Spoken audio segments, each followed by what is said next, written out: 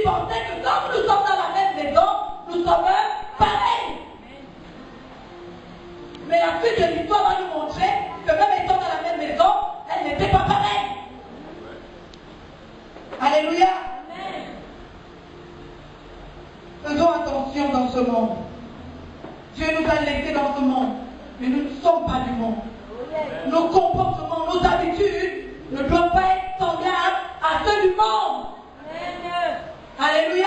Même si nous sommes dans le même bureau, même si nous avons une maison en commun parce qu'il y a des gens qui louent des chambres, on peut être dans la même maison, mais chacun dans sa chambre et chacun mène sa vie.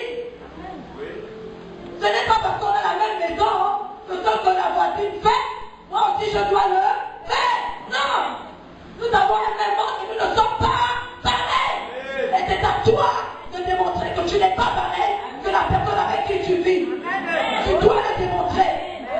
Pas par tes mauvaise conduite comme cette femme, mais par une bonne conduite. Amen. Elles étaient sous le même toit, mais elles n'étaient pas pareilles.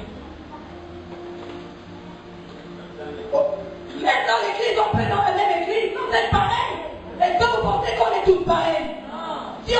Si jamais on mettait le FBI ou le KGB derrière chacune d'entre nous, on verrait qu'on est peut-être pareil lorsqu'on est ici. Mais quand on sort, chacun prend sa direction. Il y en a qu'on ne me connaît même pas. Quand on est ici, on pense tous avoir une même ligne de conduite, un même fil conducteur. Mais quand on sort ici, il ne serait pas surprenant de trouver celui que tu dis être sous le même toit, appartenant au même royaume que toi, en train de faire des choses bizarres. Alléluia. Donc ce n'est pas parce qu'on est dans la même église que si l'autre prend un mauvais chemin, je suis obligé de le prendre. Non. Montre-lui que tu es différent. Alléluia. Elles étaient sous le même toit, mais la Bible va même plus loin. La Bible dit au verset 18, nous habitions ensemble, sous le même toit. Je ne sais pas pourquoi, mais le texte veut rajouter le mot ensemble. Bien aimé, si je dis que nous marchons ensemble, ça veut dire que nous faisons le même pas. Alléluia. Nous sommes ensemble. Si on est dans le même lieu et qu'on marche ensemble, on a même l'impression que nous faisons exactement la même chose. Elles sont dans la même maison, elles sont ensemble, mais totalement différentes. Totalement différentes. Pourquoi? Parce qu'on veut nous montrer qu'on peut être ensemble sans être ensemble. Dis amen. Amen. On peut être ensemble sans être ensemble.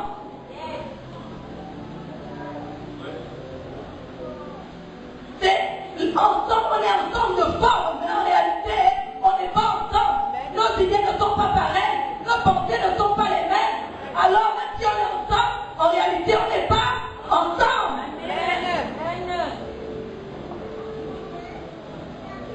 On peut être de la même famille, habiter même dans la même maison, mais ne pas être ensemble. Deux personnes peuvent être mariées. L'un croit qu'il est ensemble avec sa femme, l'autre ensemble avec son mari. Mais si on examine le fond, il y a des mariés qui sont ensemble sans être ensemble. Et ça, c'est un problème. Parce que tous les problèmes qui vont arriver dans ce texte, que nous allons découvrir, c'est parce qu'au départ, nous sommes dans la même maison, nous n'avons pas les mêmes comportements, nous n'avons pas le même fil conducteur, nous n'avons pas la même manière de nous comporter. Nous sommes ensemble. Moi, je crois qu'on est ensemble. Toi, tu crois qu'on est ensemble. Mais en réalité, on n'est pas ensemble. Il y aura des problèmes.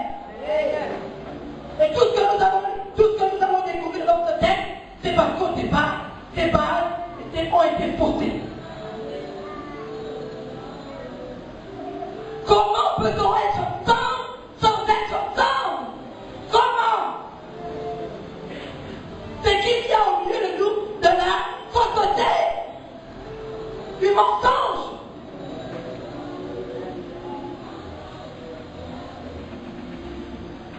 Il n'y a pas de vérité, il n'y a pas de clarté, il n'y a pas de transparence. lien. Lorsque la Bible va dans le livre des Actes des Apôtres, des disciples qui étaient ensemble, dans mon esprit, il y a une unité de communion, de relation, d'intimité, d'amitié, de complicité. Voilà ce que l'on peut mettre à l'intérieur du mot ensemble. Mais ça veut donc dire qu'il y a des gens qui sont ensemble sans relation, des gens qui sont ensemble sans communion, des gens qui sont ensemble sans intimité. Comment voulez-vous que ça marche? Alléluia. Amen.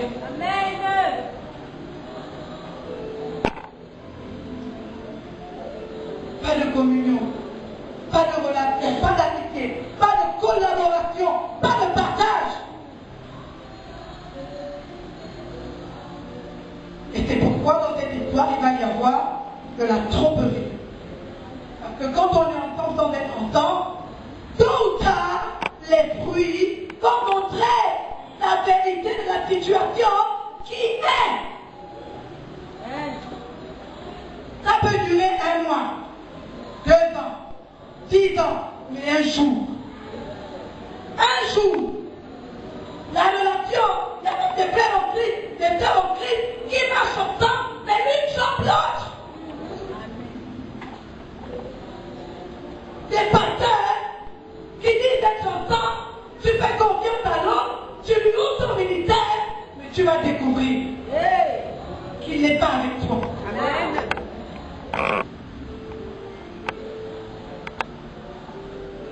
Alléluia. Amen.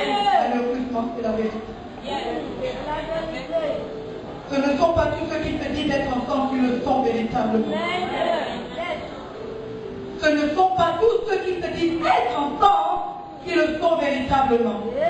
Donc n'envie pas les gens qui sont ensemble. Est-ce que tu connais le fond?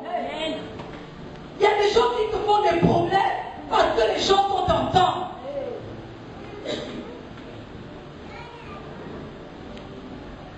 Alléluia. Soyons vrais. Soyons vrais. Si on a décidé d'être ensemble, soyons véritablement ensemble. Ensemble. Ensemble. Tu n'as pas de vie en moi, je n'ai pas de vie en toi.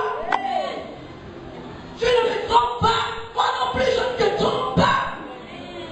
Comment peux-tu tromper l'autre et la regarder dans les yeux? Il y en a qui sont capables. Et qui sont là avec toi. Cette femme ne pouvait pas s'imaginer que ta collègue, parce qu'ils étaient des prostituées, ta collègue ou ta sœur pouvait avoir de mauvaises pensées, des mauvaises intentions dans ta vie.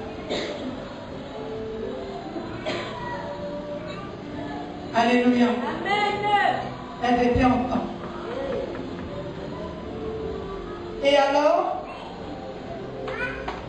nous voyons que l'une calculait l'autre. Amen. Amen. Pourquoi? Parce que lorsque nous lisons la suite de l'histoire, bien aimé, jusqu'au verset 18, il n'y a pas de problème. Tous les problèmes commencent à partir du verset 19. Donc, on peut vivre ensemble, faire semblant que c'est la joie, c'est le bonheur, c'est la paix, c'est l'amitié. Ça va durer un temps. Dans l'histoire, ça va durer le temps de 2 versets. Alléluia. Ça va durer le temps de 2 versets. Mais après, les problèmes vont se révéler. Alléluia. Je suis intéressé de savoir pourquoi les problèmes commencent. La Bible dit au verset 19, d'abord quand on lit l'histoire, chacune avait son enfant. Amen. L'une a accouché, l'autre aussi a accouché. Donc dans la maison, chacune avait son enfant. Alléluia. Amen. Chacun a son enfant. Amen. Chacun a son enfant. Amen.